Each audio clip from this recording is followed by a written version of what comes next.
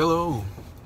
So the Tesla Semi, I got a couple more observations and thoughts, and I guess some likes, a couple concerns, some things I've noticed in some more videos that are coming out from some people that were at the event, and just wanted to go over a few of them. The first thing that's obvious that makes the Tesla Semi a lot different from other trucks if you're sitting right in the center. I think this is fine for driving the truck. I don't think there'll be any problems changing lanes or anything like that, but I do think it could be a little difficult when you're going through those small little security gates that you always have to go through when you're going to different warehouses and everything. You usually have paperwork with you, you hand it out the window, they hand you something back, and then you can go through the gate or something like that. But that could be a little difficult because I'm sitting in the driver's seat now, and I would probably have to reach a fair amount because the mirror is almost 2 feet out hanging out the window. So in the Tesla Semi, I would be sitting further to the right, but the truck and the trailer would basically be in the same position because, I mean, the trailer isn't going to get any narrower. So you would have to get out of the truck every time you had to go to a place like that, which doesn't bother me. I think some people wouldn't care for it, but I guess worst case scenario, the truck driver's gonna have to put those flip-flops back on and hop out and speak to the security guard face to face. One thing I think I forgot to mention is because the driver's seat is right in the center of the truck, the seatbelt has to be built into the seat because there's a good amount of room to the left and the right and behind the driver's seat.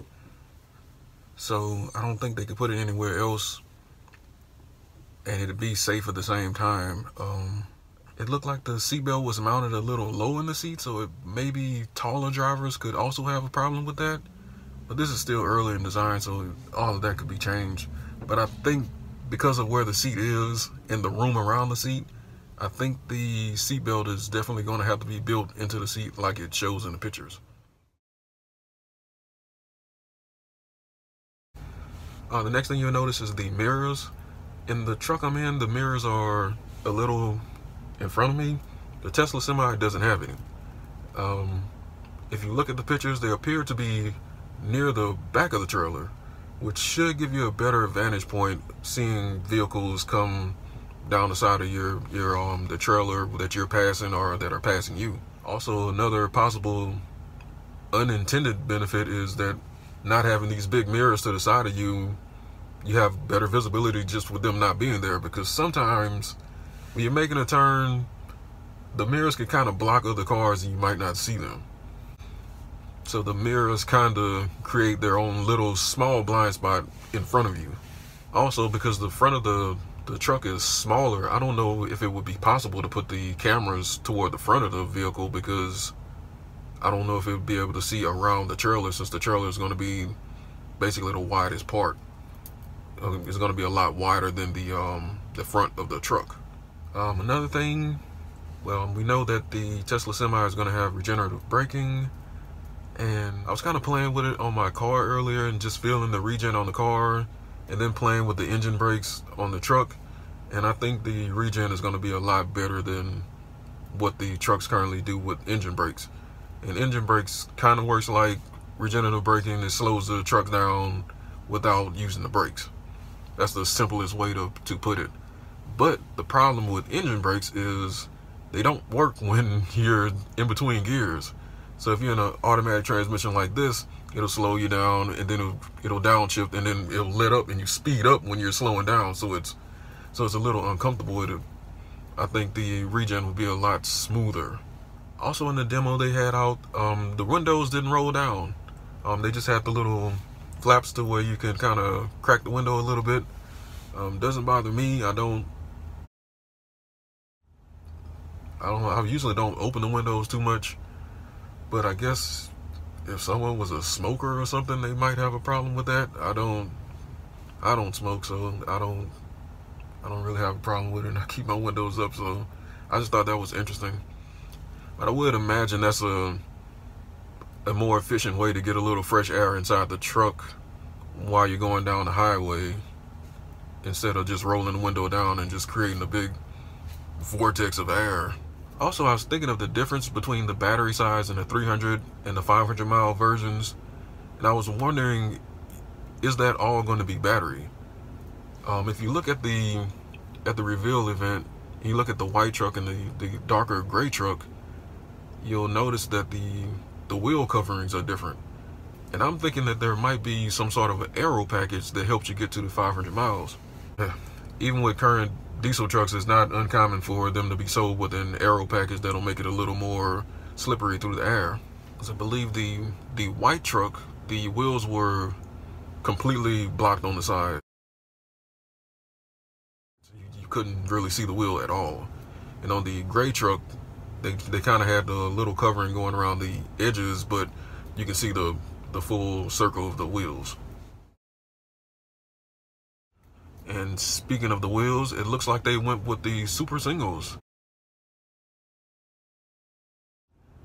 And I don't know if that's something that it has to have or something that can be easily swappable. I think it's swappable on most trucks. But I thought that was an interesting choice. But it does make sense. They weigh less, they're more efficient, they offer a smoother ride, a little more stability, and they could be more cost efficient as long as you don't have a blowout. The super singles cost about $900 a tire, but you only need 4 of them.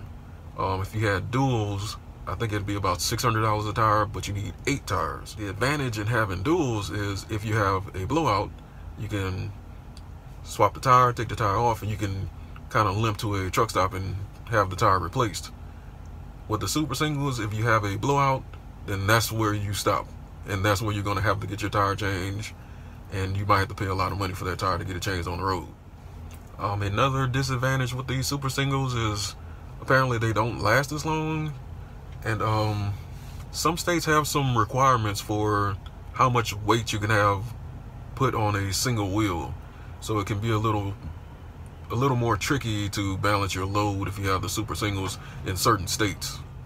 Some people wonder why a big truck would need the acceleration that Tesla is putting into the Tesla Semi, and I think one big benefit is going to be the safety of merging into traffic, because there are some entrance ramps in some areas that I just flat out avoid because it's too stressful just trying to get back and merge on the interstate.